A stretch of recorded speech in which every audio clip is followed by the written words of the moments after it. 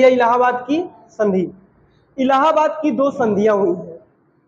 पहली संधि हुई है 12 अगस्त 1765 को और दूसरी संधि हुई है 16 अगस्त 1765 को।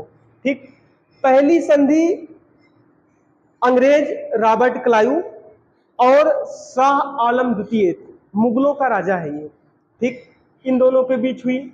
दूसरी संधि में रॉबर्ट क्लाइव स्वयं आया और उसके बाद अवध के नवाब आए सुजाउद्दौला। ठीक, रॉबर्ट क्लाइव इसमें है और दूसरी तरफ कौन था, मुगल बादशाह शाह आलम द्वितीय।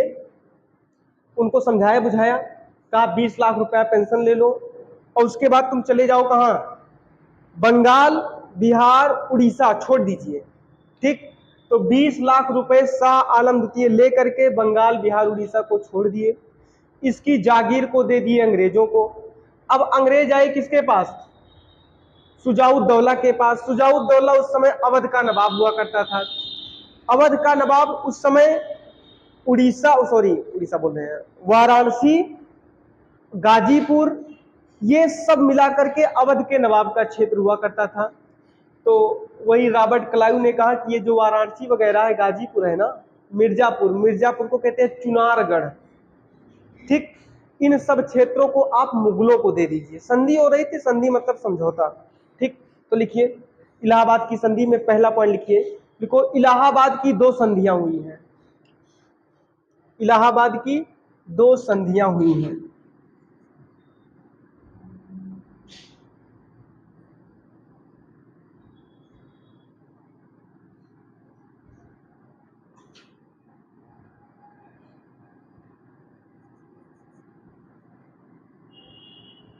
दो संधियां हुई हैं।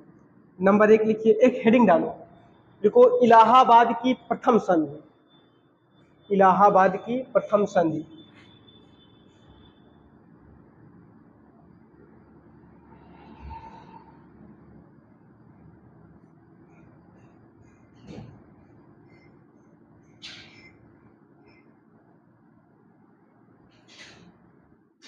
ठीक, इलाहाबाद की प्रथम संधि लिखो, यह संधि 12 अगस्त 1765 को हुई थी। कहां हुई थी संधि, कहां हुई थी, इलाहाबाद में हुई थी। ये सब कॉमन सी चीजें हैं। अरे इलाहाबाद की संधि बता दे, संधि कहां हुई होगी, इलाहाबाद में बैठक हुई थी। ठीक, 12 अगस्त 1765 को हुई थी। देखो इस संधि में अंग्रेजों की तरफ से रॉबर्ट क्लाइव, अंग्रेजों की तरफ से कौन आया था, रॉबर्ट क्लाइव, और मुगलों की तरफ से शाह आलम द्वितीय आए थे। और मुगलों की तरफ से शाह आलम द्वितीय आए थे। और मुगलों की तरफ से शाह आलम द्वितीय आए थे। ठीक, शाह आलम द्वितीय आए थे। ठीक, देखो इस संधि, एक हेडिंग ना लिखिए, इस संधि के तहत हुए कार्य, इस संधि के तहत हुए कार्य। ठीक, इस संधि के तहत हुए कार्य। अंग्रेजों का काम केवल एक था कि मुगलों को किसी ना किसी तरह से बंगाल क्षेत्र से भगा दें। ठीक, और अंग्रेजों से परेशान हो गए थे मुगल। मुगल परेशान क्यों हुए हैं, अभी प्लासी का युद्ध कब हुआ है, 1757 में। 1756 में ब्लैक होल की घटना, 1757 में प्लासी का युद्ध हुआ। प्लासी के युद्ध के बाद बंगाल के नवाब को अंग्रेजों ने एकदम दाब दिया। उसके बाद में मीर जाफर, मीर कासिम, जो भी लोग आए सब अंग्रेजों के अंदर काम करते थे। मतलब उनको अंग्रेज जैसे चाहते थे वैसे काम करवाते थे। ठीक, तो धीरे धीरे मुगलों का आधिपत्य कहां खत्म होता जा रहा था, बंगाल पे। इसी संधि के तहत अंग्रेजों ने कहा कि आज के बाद मुगल सम्राट शाह आलम द्वितीय बंगाल, बिहार, उड़ीसा की जागीर को छोड़ देंगे, उसके बदले में हम उनको 20 लाख रुपया वार्षिक पेंशन देंगे। ठीक, और अंग्रेजों की मुद्रा का क्या नाम था, पाउंड। मुगलों की मुद्रा कौन सी थी, मुगल की मुद्रा क्या थी,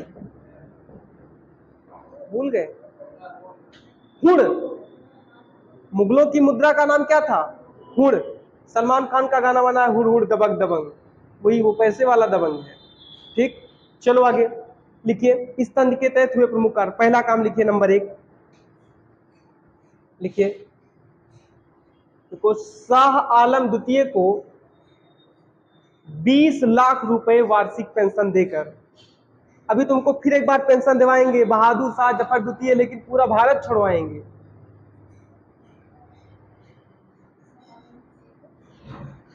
अ, 20 लाख रुपए, शाह आलम को 20 लाख रुपए वार्षिक पेंशन देकर अंग्रेजों ने 20 लाख रुपए वार्षिक पेंशन दे करके अंग्रेजों ने बंगाल की जागीर बंगाल की जागीर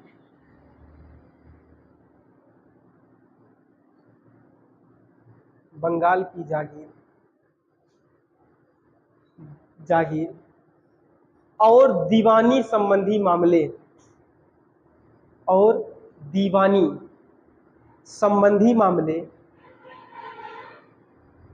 अंग्रेजों को सौंप दिए।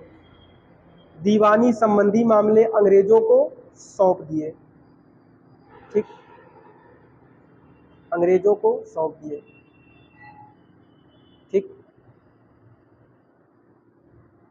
अंग्रेजों ने बहुत बढ़िया कहा। अंग्रेजों ने बुलाया शाह आलम द्वितीय को, कहा इधर आओ। शाह आलम द्वितीय आए। शाह आलम द्वितीय से कहा दीवानी, एक होता है दीवानी, एक होता है फौजदारी, समझो यहाँ पे। एक होगा कौन सा, दीवानी, एक होगा फौजदारी। ठीक, दीवानी में क्या होता है, पत्नी को 2-4 चट्टा मार दो, ये कौन सा मामला है, दीवानी।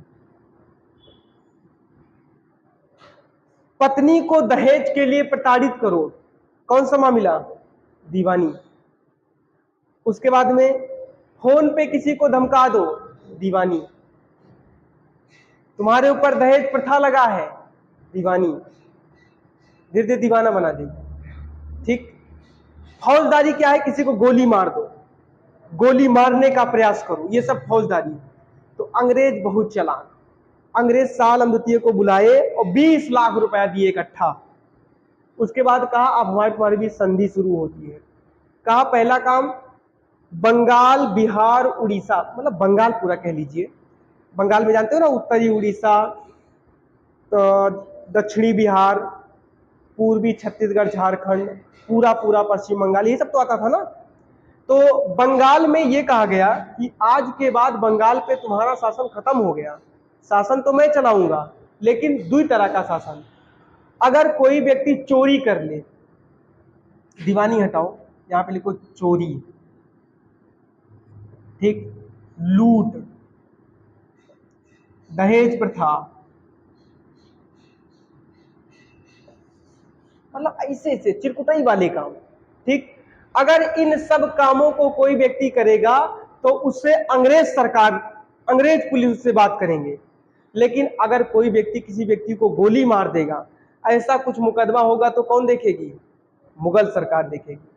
ठीक, 2 प्रकार के न्यायालय बनाए गए, चोरी, लूट, दहेज प्रथा, पत्नी को 2-4 चट्टा मारना, पत्नी पति को मार दे, और पत्नी मारती है आजकल। ठीक, ऐसा कुछ होगा तो वो दीवानी मामला, उसको कौन देखेगा, अंग्रेज जानते थे कमजोर जीव का है, इसलिए 2-4 चट्टा मारा, तो अंग्रेज से पैसा सही से हटते थे। अगर गोली मार दिया तो अंग्रेज जानते थे कि ये व्यक्ति क्या है, खतरनाक है, इससे हम नहीं, इससे कौन उलझे, मुगल सरकार। तो अंग्रेजों ने कहा दीवानी संबंधी सभी मामले अंग्रेज देखेंगे और फौजदारी संबंधी सभी मामले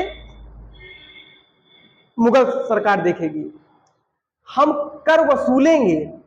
कर वसूलने के लिए अंग्रेजों ने बंगाल और उड़ीसा में, बिहार और उड़ीसा में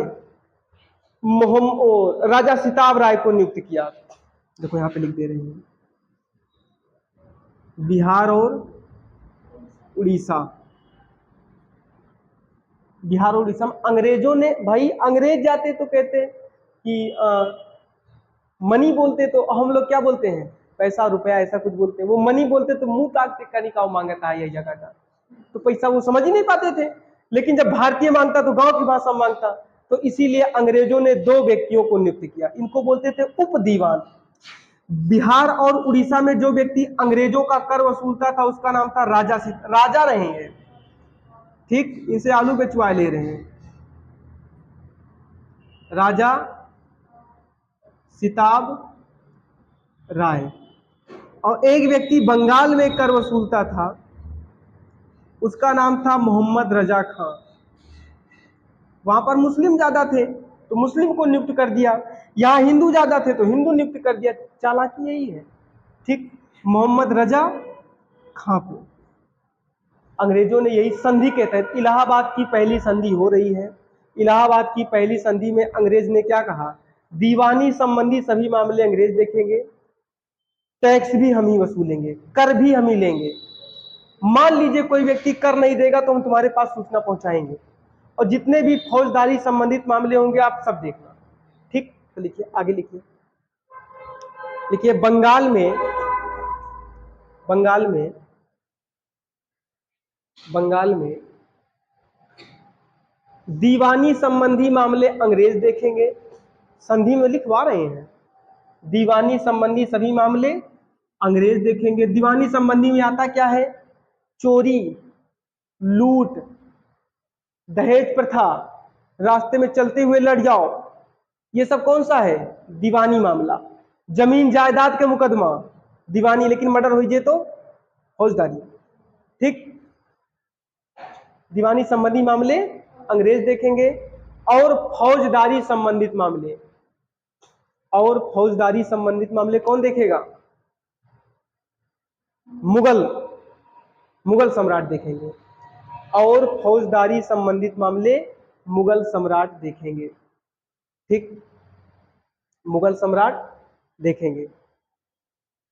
अब अंग्रेजों ने कहा कि अभी तक मुगल पैसा लेते थे, अब उनको पेंशन देके यहां से भगाए हैं, तो टैक्स कौन लेगा, तो हम लेंगे टैक्स, ठीक।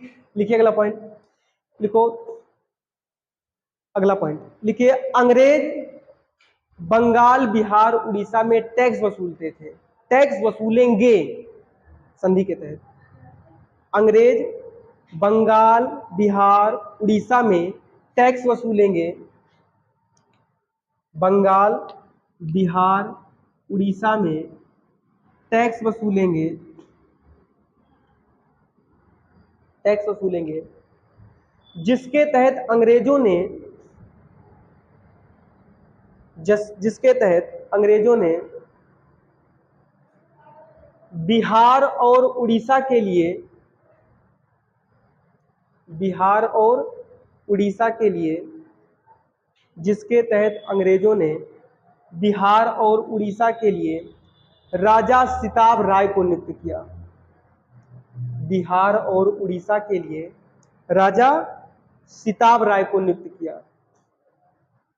बिहार और उड़ीसा के लिए किसको नियुक्त कर दिया, राजा सिताब राय को। और बंगाल के लिए मोहम्मद रजा खां को नियुक्त किया, मोहम्मद रजा खां को नियुक्त किया, ठीक। मोहम्मद रजा खां को नियुक्त किया, ठीक, हो गया। लिखिए, देखो ये दोनों टैक्स को, कर को वसूलते थे, ये दोनों कर को वसूलते थे, और अंग्रेजों ने इनको उप दीवान बनाया था। कर को वसूलते थे और अंग्रेजों ने इनको उप दीवान बनाया था। दीवान से ये छोटे थे, उप दीवान बोलते हैं, ठीक, हो गया। ये तो आपकी पहली संधि क्या हो गई, समाप्त। दूसरी संधि पे चलो, ठीक। देखो इलाहाबाद की द्वितीय संधि, दूसरी हेडिंग है इलाहाबाद की दूसरी संधि, इलाहाबाद की दूसरी संधि, ठीक। इसको हटा देना आप,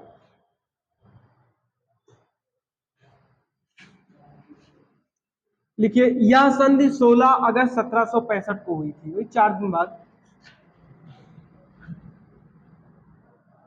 16 अगस्त 1765 को हुई थी।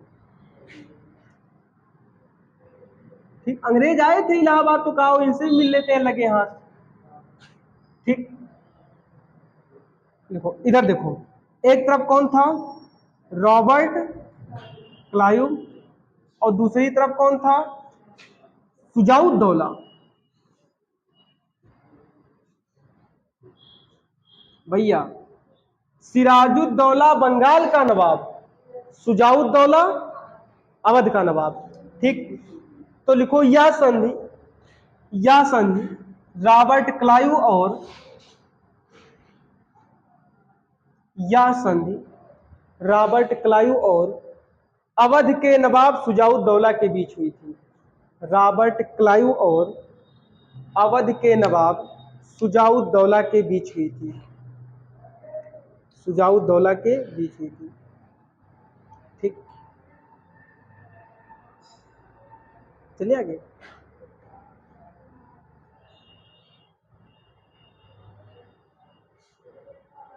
हो गया।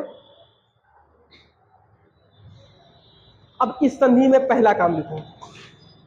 नंबर 1, गंगा नदी के तट पर एक स्थान है जिसको बोलते हैं कड़ा।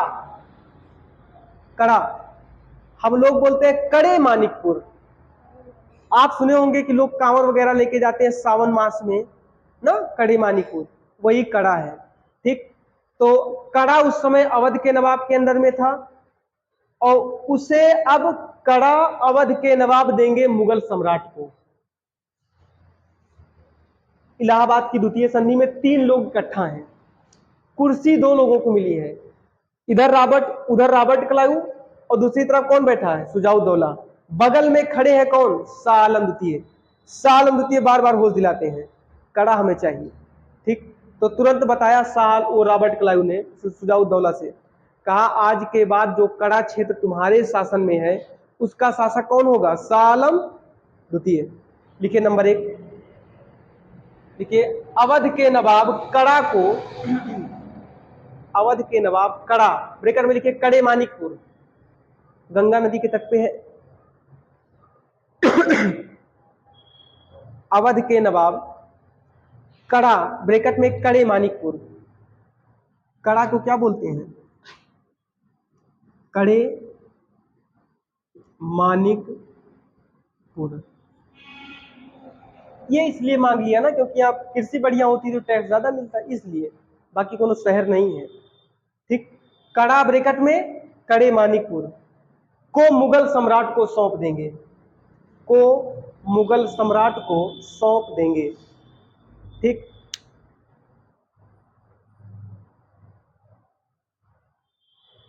ठीक, हो गया। अब बांडीबास का युद्ध वगैरह हुआ है, याद है कि नहीं, नुकसान हुआ है। वह युद्ध में अगर है मुगल लड़े, एक तरफ अंग्रेज थे, दूसरी तरफ मुगल, अवध के नवाब, बंगाल के नवाब, सब लोग चले गए लड़ने के लिए। ठीक, रॉबर्ट क्लाइव को याद आ गई वो बात, उसने कहा अच्छा, रॉबर्ट क्लाइव फिर इनसे बताया अवध के नवाब से, कहा 50 लाख रुपए का जुर्माना तेरे ऊपर है। तो कहे भैया वो काहे के युद्ध भरा, नुकसान वहां बहुत किया हो, तो 50, उनको 20 लाख रुपए दिए हैं और इनसे 50 लाख मांग रहे हैं, 30 लाख रुपए का फायदा ले रहे हैं। ठीक, तो 50 लाख रुपए का जुर्माना रखा। सोचो रॉबर्ट क्लाइव का दबदबा कैसे हो गया। अभी रॉबर्ट क्लाइव कुछ है नहीं, बंगाल के नवाब बंगाल के नवाब, अवध के नवाब अवध के नवाब, मुगल सम्राट शाह आलम द्वितीय पूरे भारत का सुल्तान, एक अकेला व्यक्ति रॉबर्ट क्लाइव उनको उंगलियों पे नचा रहा है। ठीक, रॉबर्ट क्लाइव ने क्या कहा, अच्छा डर किसकी थी, इनके पास कट्टा बंदूक छोटी मोटी, वो इस समय छपहरा लेके चल रहा है। ठीक, तो उस समय इसके पास, अंग्रेजों के पास टेक्नोलॉजी थोड़ा सा बढ़िया थी, इसलिए उनसे डरते थे लोग। ठीक, तो रॉबर्ट क्लाइव ने अवध के नवाब से कहा तुम 50 लाख रुपया जुर्माना दोगे, जितना युद्ध में नुकसान हुआ सबकी भरपाई किसको करना है, अवध के नवाब को। लिखिए लिखिए, युद्ध में हुई क्षति को, युद्ध में हुई क्षति को पुनः सही करने के लिए, युद्ध में हुई क्षति को पुनः सही करने के लिए, पुनः सही करने के लिए अंग्रेजों को 50 लाख रुपया, 20 लाख उठा कर उनको दे दी है सालमती को। अंग्रेजों को 50 लाख रुपए अवध के नवाब देंगे, अवध के नवाब देंगे। ठीक ठीक ठीक।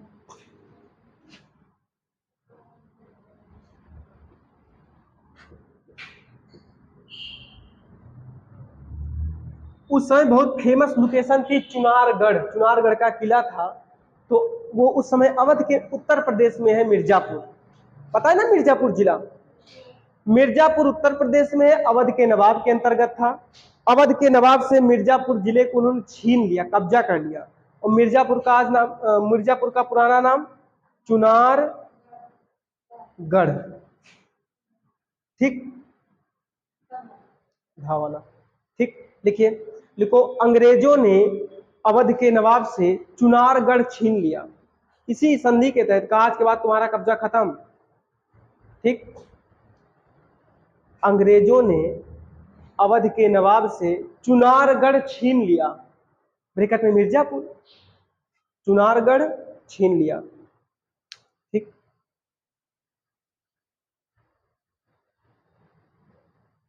चुनारगढ़ छीन लिया। ठीक, अगला पॉइंट लिखो, east India company, east India company, east India company Awadh क्षेत्र में, पूरा अवध क्षेत्र, लखनऊ को सब अवध क्षेत्र में था, पूरा अवध क्षेत्र, पूरा अवध क्षेत्र में कहीं भी टैक्स नहीं देगी,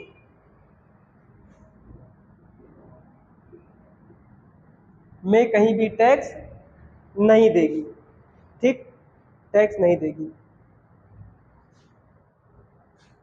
ठीक,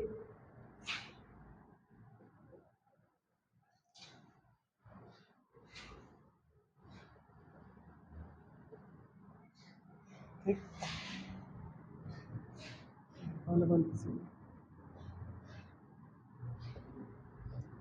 उसी संधि में, संधि हो रही थी, उसी समय एक व्यक्ति आया, बलवंत सिंह।